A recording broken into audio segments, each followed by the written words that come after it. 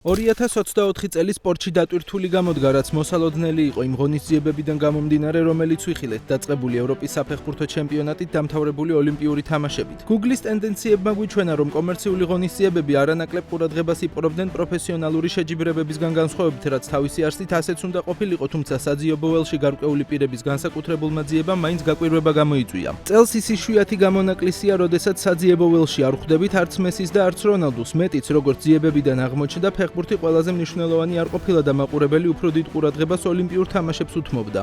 უცნაურია ისიც, რომ ყველაზე მოძიებადი სპორტული გუნდი წელს ნიუ-იორკ იანკისი იყო, თუმცა სიაშის ბეისბოლის მოთამაშეებს საერთოდ ვერ ხვდებით. ამ რეიტინგში იმ 5 სპორტსმენზე მოგიყვებით, რომლებიც ყველაზე მეტჯერ დაგუგლეს მომხმარებლებმა 2024 წელს.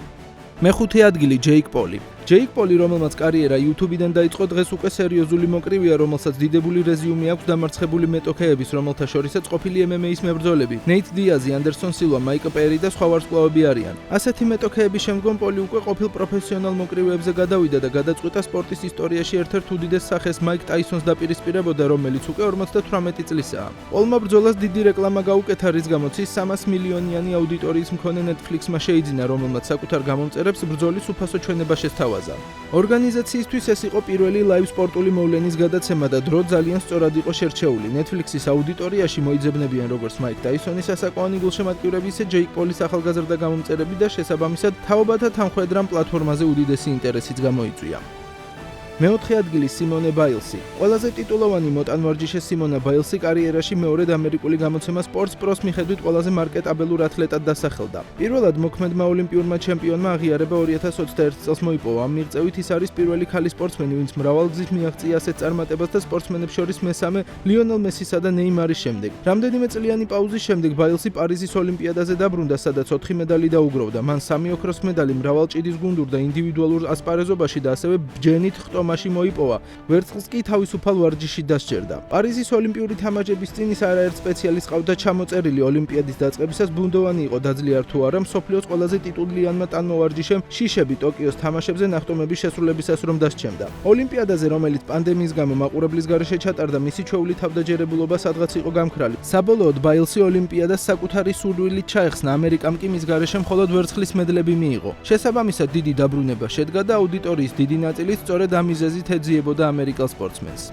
მესამე ადგილი ლამინი ამალი. თამამად შეიძლება ითქვას, რომ ასეთ ახალგაზრდულ ასაკში ფეხბურთი ამ დონეზე არავის უთამაშია. ლამინი 17 წლის ასაკში უკვე ბარსელონას ლიდერია და მსოფლიოს ერთ-ერთი საუკეთესო ფეხბურთელი. ამალის შესაძენად ბარსელონას სხვადასხვა ტოპ კლუბებმა 250 მილიონიანი შეთავაზებით მიმართეს, თუმცა ბლაუგრანამ ყველა უარით გაისტუმრა, რადგან ცხადზე ცხადია, რომ ეს ბიჭი ფეხბურთის მომავალი ლიდერია. თინეიჯერი მენტალურადაც უბრალოდ მხეცია და ზეწოლას ოდნავადაც ვერ გრძნობს. ევროპის ჩემპიონატზე ყველაზე მეტი 4 საგოლე პასი შეასრულა. ნახევარფინალში საფრანგეთს გაუტანა ულამაზესი გოლი, რითაც ჩემპიონატის, ხოლო მოგვიანებით კი მსოფლიოში საუკეთესო ახალგაზრდა მოთამაშედ დაასახელეს. ლიდერული თვისებები, რომელსაც იამალი ასეთ ახალგაზრდულ ასაკში ამჟღავნებს, გამორიცხულია, რომ განხილვისა და ლაპარაკის საგანი არ გამხდარიყო. ამიტომაც ფეხბურთიდან ერთადერთმა, მაგრამ გამორჩეულმა წევრმა სიაში საპატიო ადგილი დაიკავა.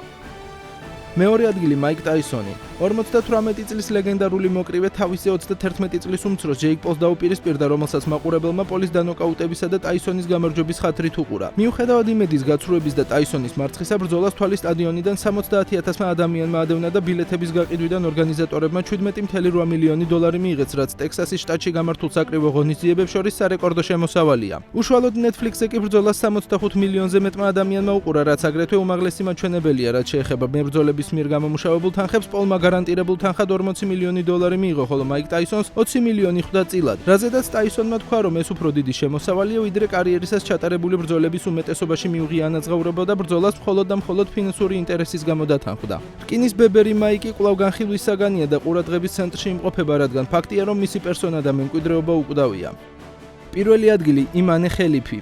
წლის ყველაზე სკანდალური სპორტსმენი ცალსახად ალჟირელი იმანე ხელიფია, რომელმაც ოლიმპიური ოქრო მიიღო 66 კილოგრამ წონით კატეგორიაში. თუმცა საქმე იმაშია, რომ მისი გენდერი დაზუსტებით ცნობილი არ იყო, რამდენად შეესაბამებოდა ქალს. ოლიმპიადამდე მსოფლიოს ჩემპიონატზე მოკრივემ გენდერული ტესტი ვერ ჩააბარა, მისი ტესტოსტერონის მაჩვენებელი ზედმეტად მაღალი იყო. შესაბამისად იმ ტურნირიდან მოხსნეს ოლიმპიურ თამაშებზე კი დაუშვეს, რადგან ზემოთაღნიშნული გადაწყვეტილება კრივის საერთაშორისო ასოციაცია მიიღო, რომელსაც საერთაშორისო ოლიმპიური კომიტეტი კორუფციის ბრალდებების გამო აღარ აღიარებს. IBA-ის მიერ ჩატარებული გენდერული ტესტის დროს გამოვლინდა, რომ ხელებს X და Y ქრომოსომები აქვს. როდესაც IBA-მ ალჟირელი მოკვეთა განმარტებაში ეწერა, რომ სხვა ქალმოკრივეებთან მიუღებელი უპირატესობა ექნებოდა. ოლიმპიადაზე სხვანაირი წესები IBA-ისგან განსხვავებით, ხოლო კომიტეტი გენდერული ტესტის შედეგებს არ აქვეყნებს. ხელიფი დაიბადა როგორც ქალი, გაიზარდა როგორც ქალი და ალჟირულ პასპორტშიც მდედრობითი სქესი უწერია და იმის გამო, რაც მას ბუნება მისგან დამოუკიდებლად არ გუნა, დისკვალიფიკაცია არ მიიღო. ამ ყველაფერმა ბევრ ქალმოკრივეს სამართლობის შეგრძნება გაუჩინა, რამაც მოსახლეობის ინტერესი და შესაბამისად 2024 წელს ყველაზე მოძიებადი სპორტსმენის ტიტულიც არ გუნა.